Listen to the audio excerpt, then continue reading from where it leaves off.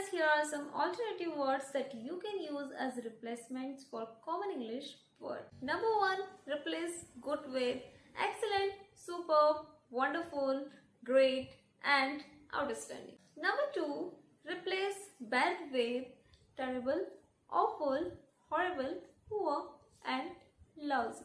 Number 3, replace sad with sorrowful, depressed, miserable, heartbroken and grieved.